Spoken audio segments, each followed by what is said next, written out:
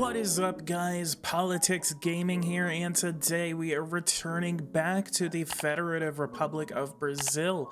Today we are going to commence forth with drastic reductions to the deficit. We have a 1.72% deficit, and we are going to work harder to get it lower and at least get a positive structural deficit. We are so close right now to getting a positive structural deficit for Brazil, and this will be beneficial for not only our government but for the people of Brazil as well.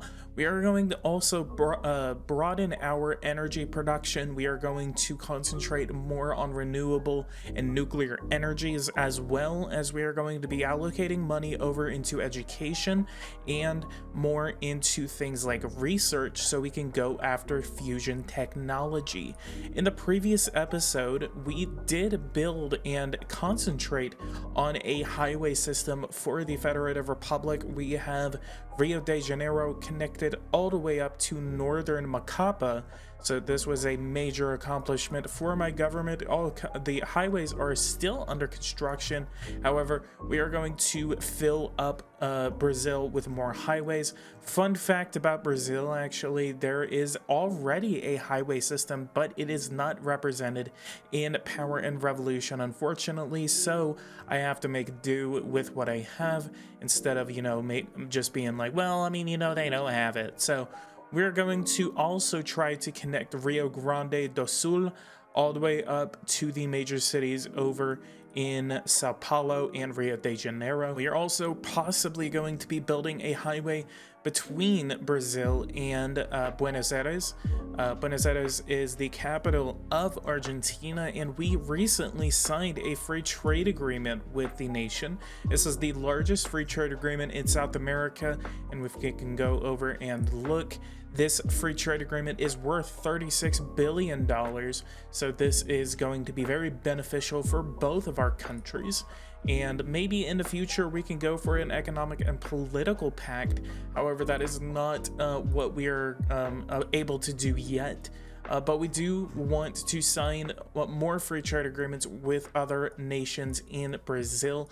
We also want to seek one with Chile. However, this again is a long way off. So these are the aspirations of this episode. Can we make it? Let's go ahead and find out. So first order of business, we are going to go over to taxation, and we are going to go to, let's go ahead and find the petroleum and energy products tax.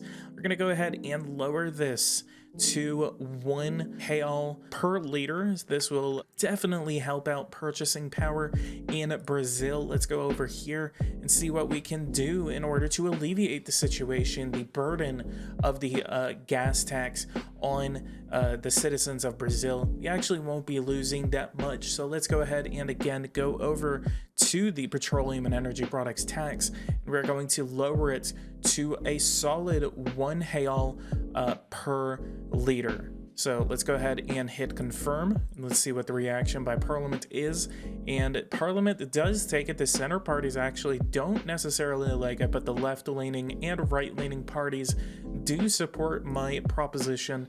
So this will help us get it passed. That raises our deficit just a tiny bit. However, I know the car union will like it, and especially drivers in Brazil will support that decision. So we're going to see, it says automobile and purchasing power, however finances aren't really looked well upon, and environment again, because mainly if you want to switch over to renewable and electric vehicles, you actually want to increase that tax. You don't want to reduce it. However, because of the economic situation in Brazil, that is going to help out in the short term. In the long term, we possibly could increase it again, mainly to get people to switch over to electric vehicles, but that is not in the sights of this administration before this election coming up. So let's go ahead and go over to currency. Let's check on our inflation rate, and our inflation rate is 2.39% with an interest rate of 3.5%. The exchange rate right now is 22 cents on the dollar, so that is better than at the beginning of this game about a year ago. you can actually see it was 18 cents. So it is on its way up. We need to make decisions which could improve the structure of our currency. However, again, we do want to position ourselves as the strongest economy in South America. If we don't do that, then what are other countries going to be able to look upon us for? So let's go over to Peru. Peru is an extreme left regime in power right now. The Peru Revolution faction is an extreme left party. What did they just get into power? I believe next election 612. Wow, I did not know that there is extreme left into power as of right now in Peru. So I actually need to see if that is in my political ideology tutorial. I need to check to see if I actually have them in there. I didn't actually notice that. Let me go over here, and extreme left, I should probably have them. We do have extreme rights. I actually probably have them named as something different, so I'm gonna have to check. But I know you guys are pretty excited for that political ideology tutorial. The political ideology tutorial will be the best looking video that I have made since Economic Tutorial 3.0. So I know you guys are eagerly excited for that, so do look forward to that whenever I do post it. Also, I am in a subscriber war with Mr. Francie of the French community. If you guys have not heard of that, go ahead and subscribe to my channel right now. We need to hit 10,000 subscribers so we can beat Francie and show him that our community is better. So if we can get more subscribers to this channel, and if you guys can share my videos, share the channel, get people to subscribe to me, that will be amazing. If you guys have not heard of this, a $100 giveaway at 10,000 subscribers. So again, subscribe to the channel if you want to be a part of that giveaway for $100 at 10,000 subscribers. All right, since we actually do somewhat have the leg room to make this reform, we are going to make a reform for unemployment. We have been hovering around the 9 to 11%, at highest 12% unemployment rate for Brazil. We need to go ahead and do some reforms in our work tab in order to lower this to at least 7, at preferably 5% unemployment. So we're going to go over to legislation, and we're going to go over to establish the minimum solidarity allowance. So it is paid to individuals who do not gain enough pay through work to meet their needs. It is allocated on the basis of different social criteria and always takes into account total available resources. The beneficiary is often expected to sign up for a back-to-work contract. So we're going to increase this to 125 reais of money. So we are going to do that at 125 reais, and we're going to go over to reform, and we're going to create this as a reform. We're going to call this the Unemployment Reduction Act. Unemployment Reduction Act. We're going to create the reform, and wow, that is just heated against by the parliament. That is a sad day for right now. We're going to try to get them on our side by increasing the minimum wage, and if we can get them to be on our side for this, so let's go ahead and see, and let's do it at 2.5 billion reais. And let's go ahead and add that to the reform, and that actually gets them to like us a little bit more. So we need to make sure that they are kind of like with us on this. We're gonna lower the working week to 40 hours, and that actually won't work. So we're gonna 43. Could we do 43? That actually no.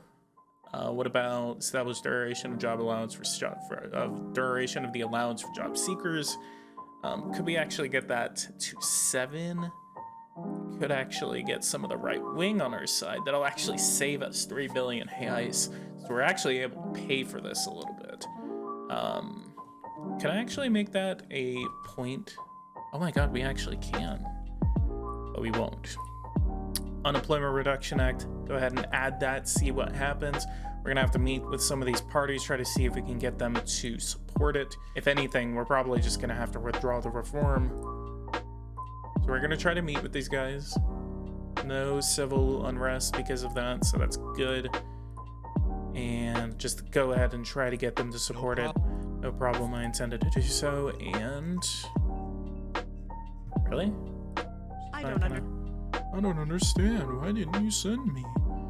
Go over to here. Try to see what this is. 51%. 59. We're just gonna have to withdraw the reform. So let's go ahead and go see what the reaction to the withdrawal of this reform is. People didn't really like that I canceled it. So they didn't like that I proposed it. They didn't like that I canceled it. So we just wasted a lot of political clout on that. But we will try to make a different approach soon. But let's go ahead and go back to work. We'll go to help for employing seniors. We'll do 1 star. We'll do 2 stars to the employment. Ooh, okay, let's do 1 star to the employment agency. Let's do 1 star for helping employ young people. That'll be about 20 billion reais. We could afford that. Actually, right now, it will only increase our deficit just a tiny bit. So let's do that. 1.91%. That increases it by 0.2. A little bit of a kick, but not too much. We're definitely doing way better than we did before Peru approached the political party Liberal Democrats. So let's go ahead and accept this, and we're actually going to try to get them, get our political interests in power in Peru. And we have a lot of elections coming up in South America. We're going to be intervening in them, so that's going to be fun.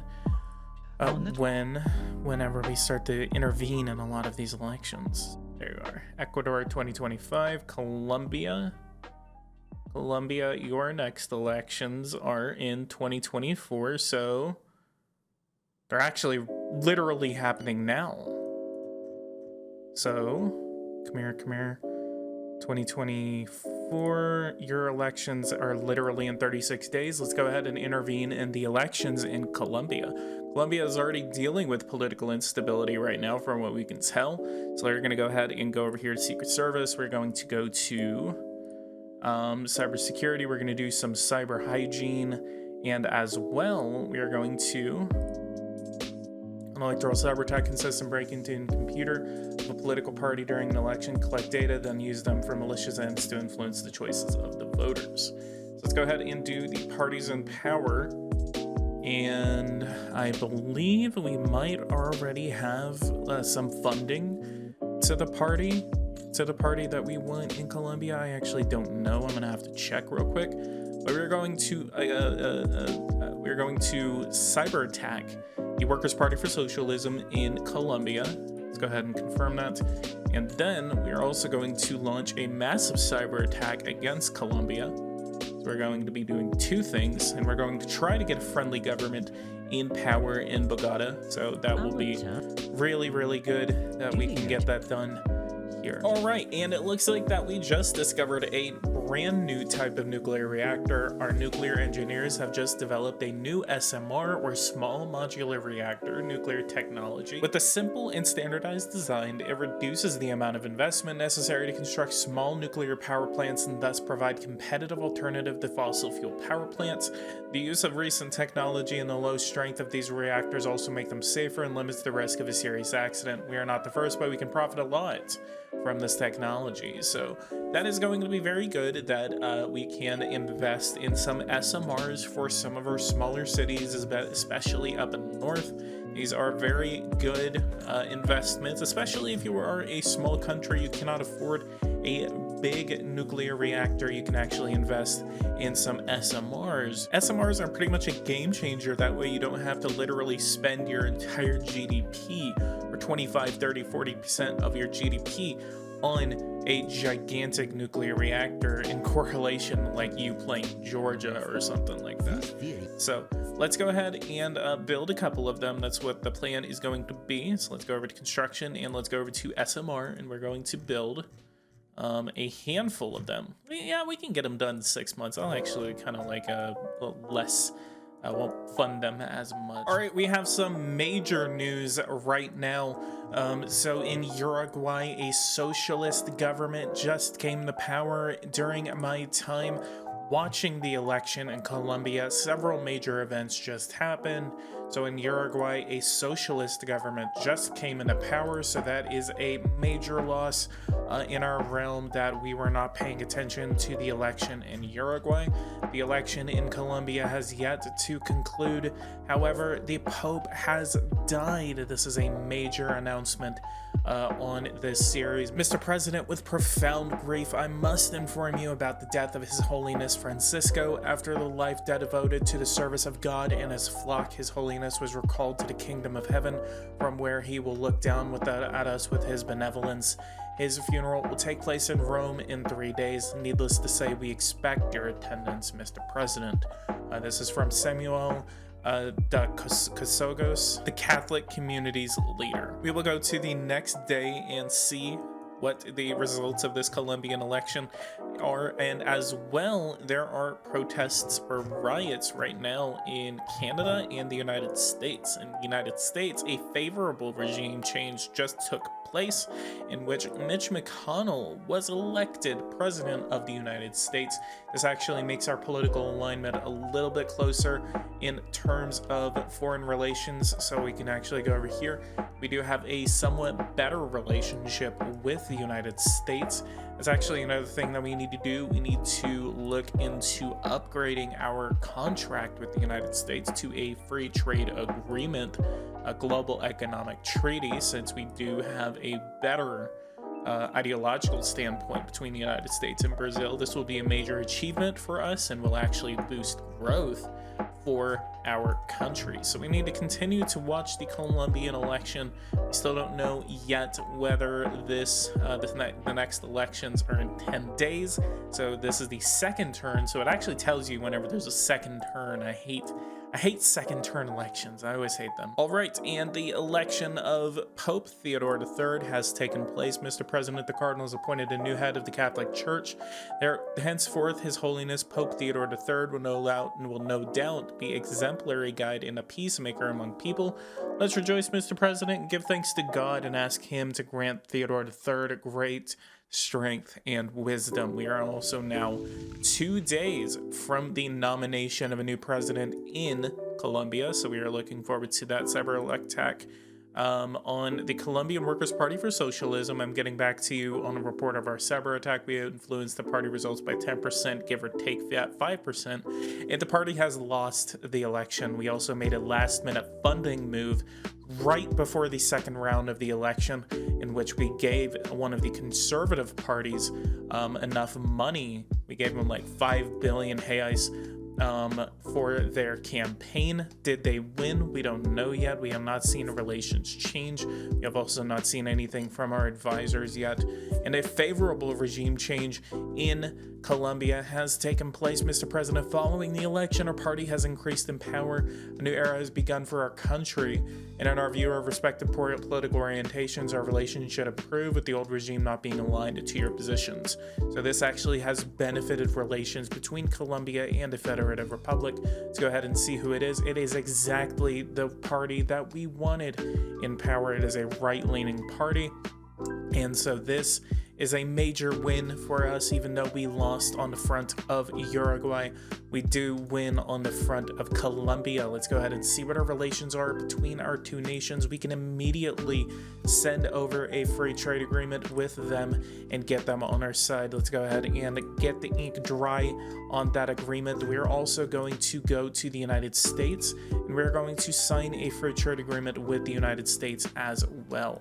This will be a major achievement in foreign policy for our nations. So let's go over to the United States. Let's go over to Global Economic Treaty. Let's go ahead and hit the ink on that one. Let's go ahead and go over to the next week, and we will see what the responses are. All right, we had a forest fire in the Amazon region. However, we have dealt with it, and we have compensated all those that have lost property or lives in this tragic accident in the Amazon forest. But we do have good news on the trade and international realm. We look over and we see that the United States has accepted our global economic treaty. So that reduces tariffs to the United States on 80% on average. Border control is very light, and access to their public market, as well as with ours to theirs, and the recognition of country of origin label has been recognized. And with Colombia, the same thing has been achieved. So this is the second straight free trade agreement that we have signed with a South American nation. That is 2 to down and the rest to go. So we have 1, 2, 3, 4, 5, 6, 7, 8, 9 nations that we have to go. Let's go over to Guyana. I think the smaller countries like Guyana, probably even Ecuador, might be a little more difficult because they know that they would basically be dependent upon my nation. I think Guyana would be the most difficult of all. However, look at Guyana, actually. There is a military government right now. The chief of army launched a coup in Guyana. How many days ago was this? This was 86 days ago. So there has been a military government in Guyana. We could actually send a military force in there to kind of get the things under control. So let's go think about it real quick, and we could actually leave that to y'all. Should I send a military force into Guyana to get control of the situation? In the meantime, we are going to go over to manage networks, and let's go over to Guyana, and let's do political spying, and as well go there, and we'll see. We'll try to get something on them, and then we can probably get a reason, go to the United Nations, and then just say, hey, these guys are a threat to international peace. Maybe we can even annex them, who knows? So we will think about that in the future, but I don't know. But we will see what the situation does develop into in Guyana. Let's go over to research, and we will go to nuclear fusion. This will be done in 2026. And let's go over to matter sciences. We will actually go to police, and we're going to try to get this to 15. 15 is going to be the goal here. So we need to increase the public safety funding. It is going to be very expensive for us. 15 billion AIs is what we're going to do for right now. That increases our deficit to 1.7% from 1.5%. That actually creates some sit-ins in the capital, Brasilia, but they are not going to stop us from trying to stop crime in our country. So let's go ahead, and this is actually 3 independent sit-ins right here. Economic treaty between the United States. There's a high risk of bypassing intellectual property by web companies and the risk of conflict between our nation and major foreign businesses who would avoid our federal legislation. We will lose a part of our sovereignty for the benefit of shameless multinationals, and the same thing with Colombia. So, but better trade relations we have with our neighbors in some big countries, the better. Let's go ahead and go over see what these free trade agreements are worth. So the one with the United States is 3.5 stars effectiveness, and Colombia, that one was worth $25 billion. You also need to be worried about the growth that these free trade agreements are going to be instigating, so we need to be on top of that whenever we do see the growth rate going above 7%. We could actually go over now, and we're going to go to tax on industrial pollution.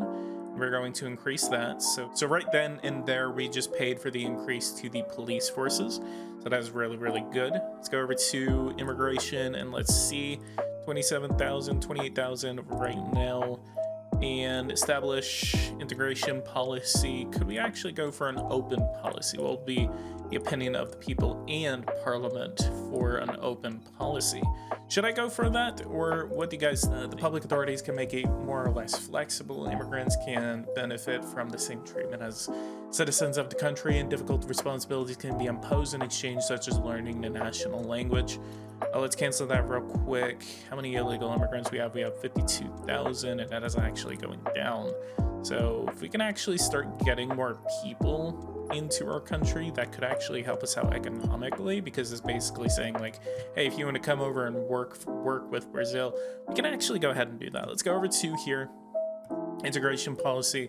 Let's go ahead and create an open system. So that'll be a very controversial move on my part. Guys, what would your reaction be if Brazil were to do that? And I'm talking to my Brazilian fellows out there. Guys, if you're watching this right here, go ahead and leave a like, subscribe to the channel if you are new. I am again in a subscriber war with Mr. Francie. If you guys want to see me win this subscriber war, share the channel, subscribe to the channel if you are new. I'm about to end this episode. Once the end of the year comes, we're going to be going to the year 2025. We'll see how much debt we incur, and we will see where we are at. All right, this is a major achievement for this series. We just accumulated 2 billion reais surplus cash and the accumulation in the treasury reserves. Bravo, Mr. President. Last quarter's budget results indicate a surplus in the treasury. The surplus will be allocated as a treasury reserve, which will finance any investments related to loans such as infrastructure construction, repurchasing loans, and thus reducing our debt, especially the longest term and highest rate loans, or to cover quarterly debts created by a budgetary deficit. This reserve will be paid back at an interest of 3.5% per year. For reference, we have posted the amount of this treasury reserve on the budget and debt windows. And the unhealthy housing situation, 37.37% of Brazil is in a state of illness per capita rate of the housing situation. That is a very bad figure, and I personally do not like that. You're surely aware that the fact and that healthy and comfortable housing is one of the essential conditions for survival of a society. So that is very true right there. We need to go ahead and start working toward a solution of the housing crisis in Brazil. And lastly, we have the finance or the industry minister coming up and telling us how much Brazil's economy grew. We do see here the GDP and growth figures for last year. As you know, these are the most important economic indicators and most revealing of the health of our economy. As our average result, we must remain cautious and measure the consequences of our economic stability over the long term. The Brazilian economy grew at 13.83% in the year 2024, with the GDP at 10.14 trillion reais GDP. So these are some pretty good figures right here. I am really excited to have finally gotten a treasury reserve in Brazil. We're going to be spending this mostly. I don't think we're going to be spending it on paying off the debt yet. We're going to kind of wait on that. But I think what we're going to use it on is mainly to get more housing, and we're going to use it to kind of just improve the situation real quick. We're going to use it on some schools, and we're going to use it on housing as well. So I'm going to call the episode right here. This episode and the next episode should come out pretty quickly. So at least the way they're kind of separated. So do look forward to the next episode of this. And I also do want to get this political ideology tutorial out pretty quick. So do look forward to that. A lot of big projects that I'm working on for you guys, so look forward to it.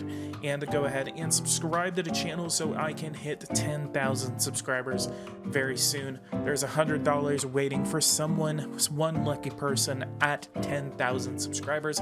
As well, a current giveaway that I'm doing is at 6,500 subscribers, in which I am doing a Power and Revolution 2022 edition giveaway at 6,500, or maybe I could do it at 7,000. I've already announced it at 6,500, but 7,000 is really what I want to kind of hit in the short term, and obviously 10,000 is the long-term goal for right now.